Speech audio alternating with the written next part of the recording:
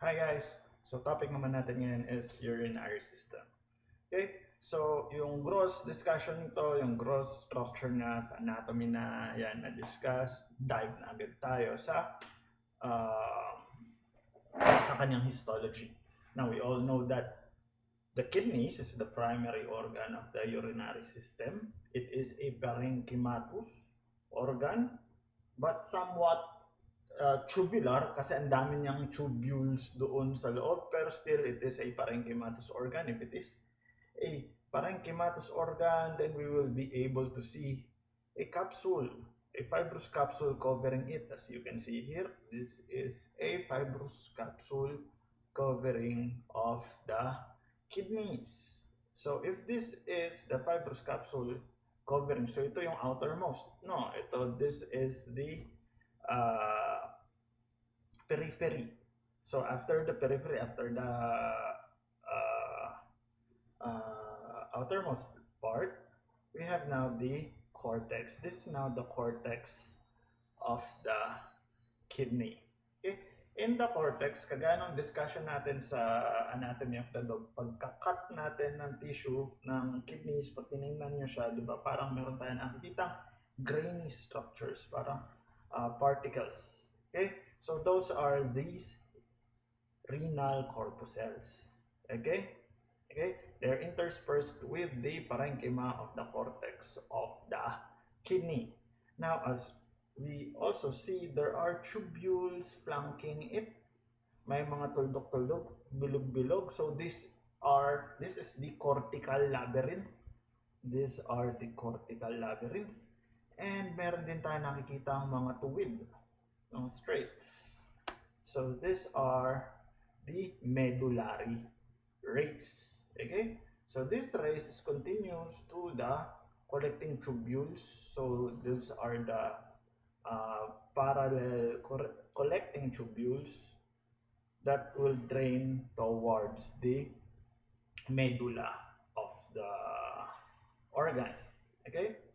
So again, you've got the capsule, you've got the cortical labyrinth, and the medullary rays.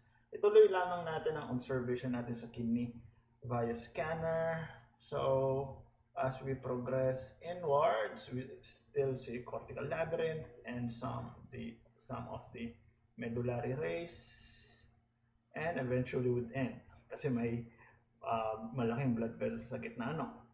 So actually, tingnan natin ang isang full cut ng kidney, a median cut ng kidney. This is from a rat, so maliit lamang siya. Again, meron tayong capsule sa labas, then you've got the cortical labyrinth and the medullary rays. Let's just follow it going inside. As you can see, these are collecting tubules uniting towards the medulla.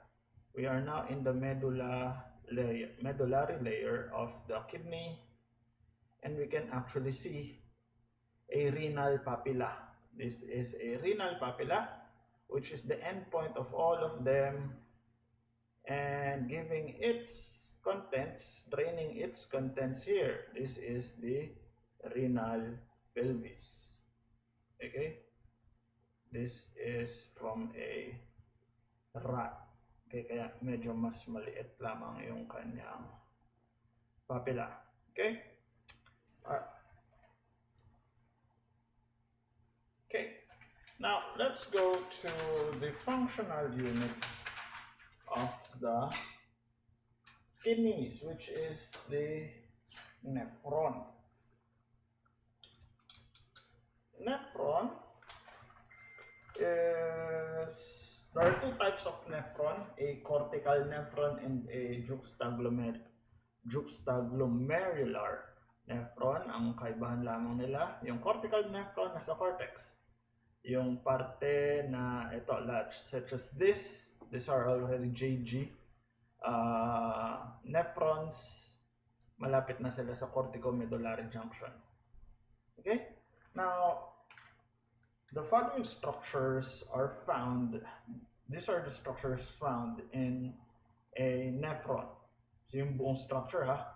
So first is the renal corpuscle. So those structures na nakikita natin dyan na bilog-bilog, those are the renal corpuscle.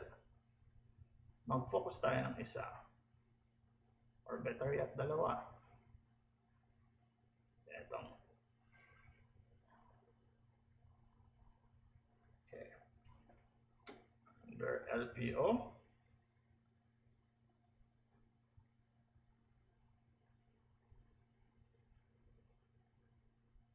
Alam ko, ilang beses nyo na ito nakikita kasi ito ang ating unang slide na ginamit for the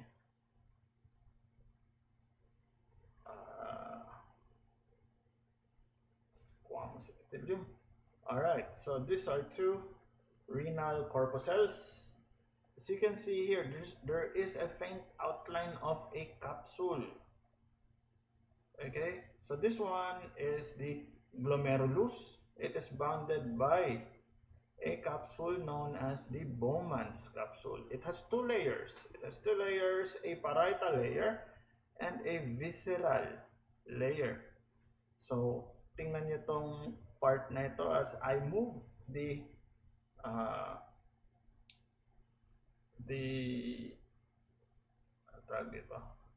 fine adjustment, mas ma-appreciate natin yung kanyang layer. That is the visceral layer of the Bowman's capsule, and this one is the parietal layer. This is made up of squamous epithelium, simple squamous epithelium, as you can see that is a nucleus, and the visceral layer is composed of the podocytes. Okay, so these are the podocytes found in the visceral layer of the Bowman's capsule. Now, of course, yung ang tawag natin dun sa space na nasa loob ng Bowman's space, that's the nabanggit ko na pala. Bowman's space. Okay, so this is the space inside the Bowman's capsule. That is the Bowman's space. Now, there is also a structure here. Kaya ko kinuha itong isang side kasi dito, mas ma-appreciate natin yung vascular pole. Vascular pole, kasi diniscuss ko na to sa anatomy dati. Ang glomerulus is actually a tuft of capillary, so it is actually a blood vessel. So blood vessel, small blood vessel that would enter the Bowman's space inside the Bowman's capsule. So dyan magkakaroon ng filtration ng blood. As you can see here, this is a vascular pole. This one is a vascular pole. This one is a branch of the arcuate artery afferent dito sa glomerulus para magkaroon ng filtration. Okay, so this is the afferent arteriole. Yes, this is the afferent arteriole papasok sa glomerulus, and this one is the efferent arteriole, yung palabas naman sa glomerulus. I know this has been discussed in physiology. Okay? Now, also discussed in the physiology is yung control ng filtration ng kidneys. It has its own internal control para magpataas ng filtrate at magpababa ng filtrate. That control is the JG apparatus. Ito din, matatagpuan siya sa JG apparatus. Sa vascular pole, ang JG apparatus. Can you see this line, this line of cells? It lines the afferent arteriole going inside the glomerulus. Okay? So these are the JG cells. Okay? Yan yung JG cells. While yung isa pa nagko-control is the macula densa cells. Matatagpuan naman siya sa distal convoluted tubule, sa DCT. Okay? So it is always adjacent to the JG apparatus. This one, the macula densa cells.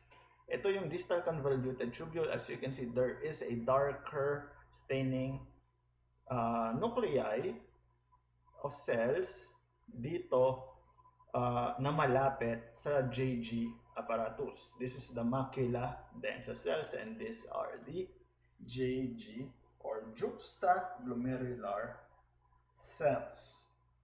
Okay? Malinaw yun. I hope na na-appreciate natin yan. Punta naman na tayo sa tubules ng nephron. Dito na, huwag na tayong lumayo. Kaya ang pangit kasi ang brush border na to. Nasira na yung brush border.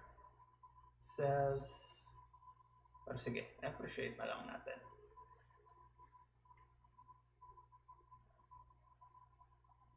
So, we have two types of tubules, the proximal at distal convoluted tubule and a loop of Henle in between them. Magsimula muna tayo sa proximal convoluted tubules.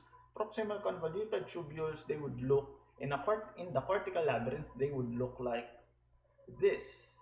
Circular structures na may lumen sa gitna. Makakapal ang kanyang cytoplasm and darker staining compared to that of the distal convoluted tubules. At meron silang brush border.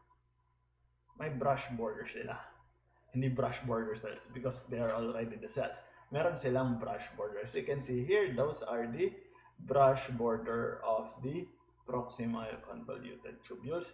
Let's compare that to a distal convoluted tubule. This is now a distal convoluted tubule. As you can see, wala gaan na tayo nakikitang brush border. Sometimes may nakikita tayong konti, pero karamihan wala talagang brush border ang mga cells sa distal convoluted tubule. Okay? Now, in between them, may makikita tayo na loop of Henle. Makakita natin yan dito sa medullary rays. Balik nga tayo dito sa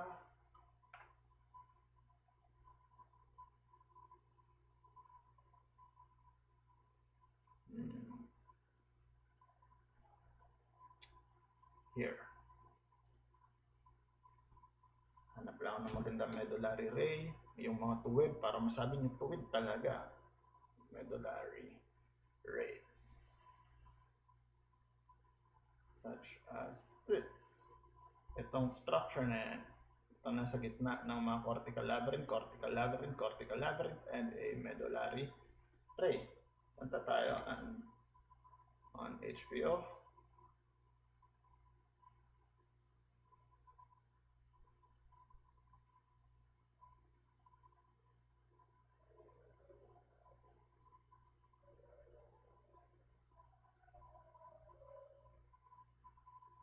May proximal convoluted tubules lamang ito. This one is a straight proximal convoluted tubule. Okay, this one is a straight proximal convoluted tubule. Paano ko na again nasabi? Yan, may brush border siya. Whereas this one is a straight distal tubule. Straight convoluted, no. Sorry. A proximal straight tubule, may brush border siya, and a distal straight tubule, wala siyang brush border. Okay?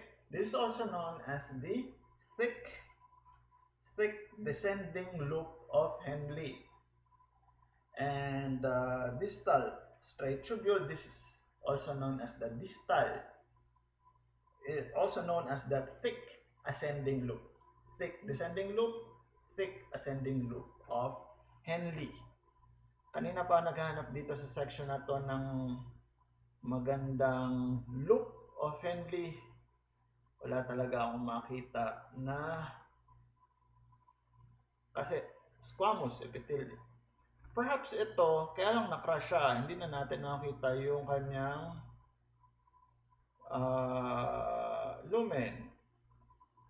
Ito hindi, parang interstitium naman din siya.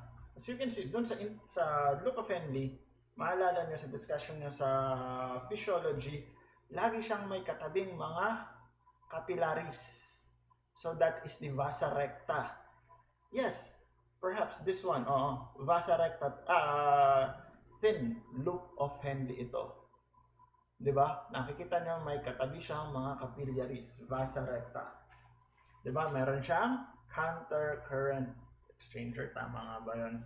I forgot. Pero diniscuss 'yon sa physiology, yung changes kung paano tumatakbo yung solutes in between the convoluted tubules. Kaya na-maintain ang blood pressure din ang animals. So this is a thin convoluted tubule, thin loop of Henle, thin segment of the loop of Henle, with capillaries flanking it.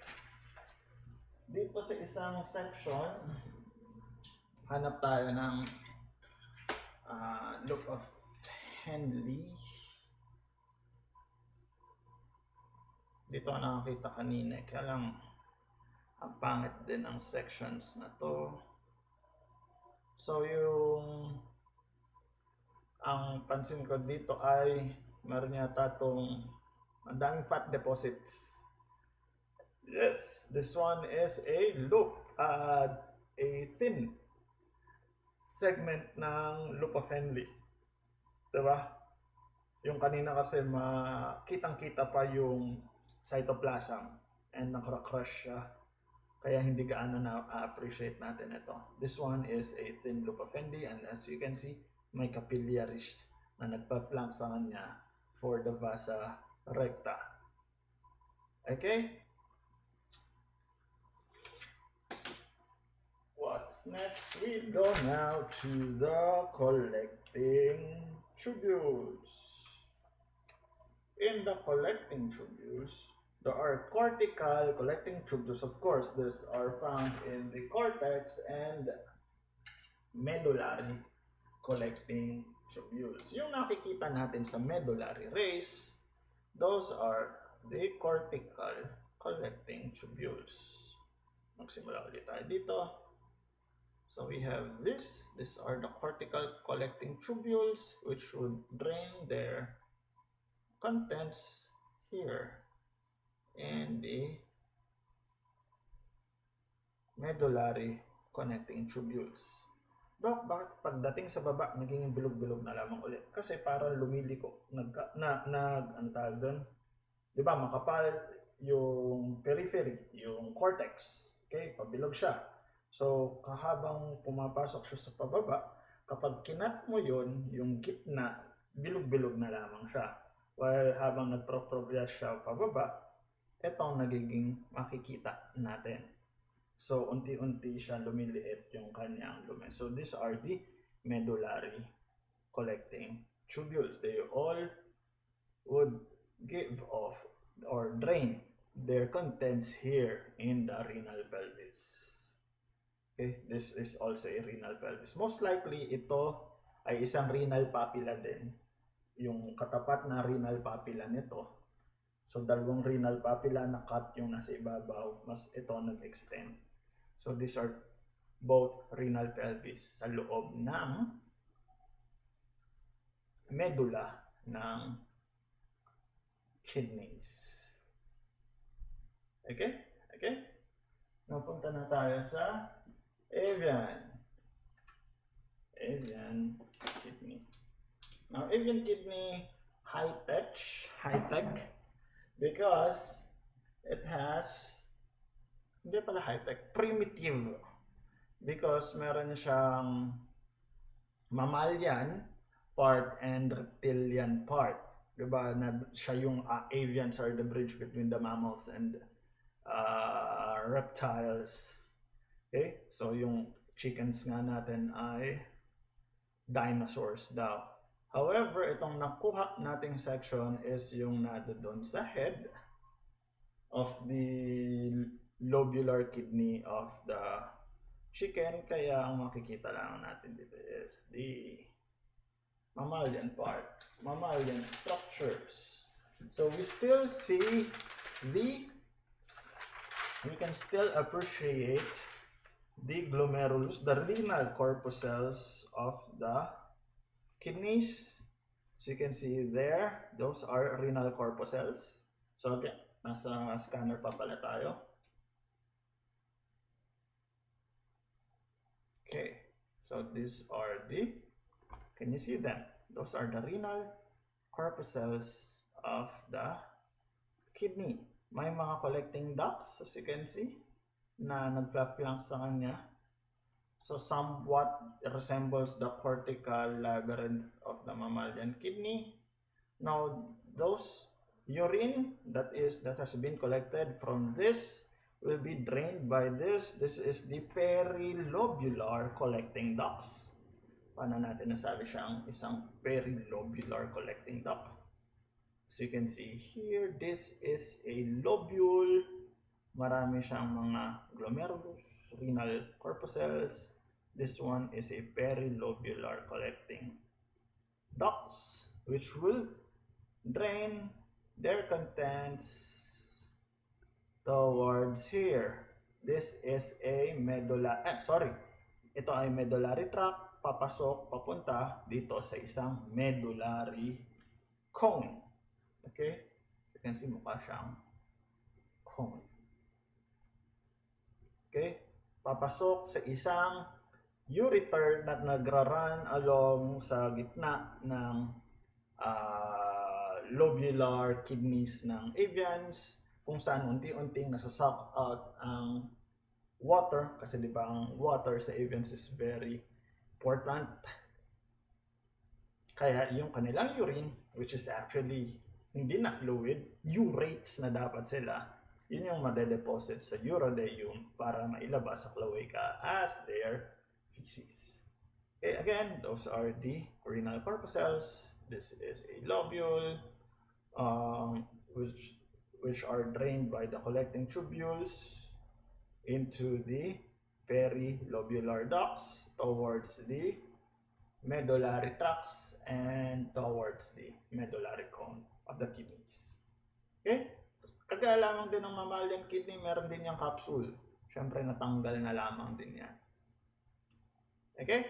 So that's it for the urinary system. See ya.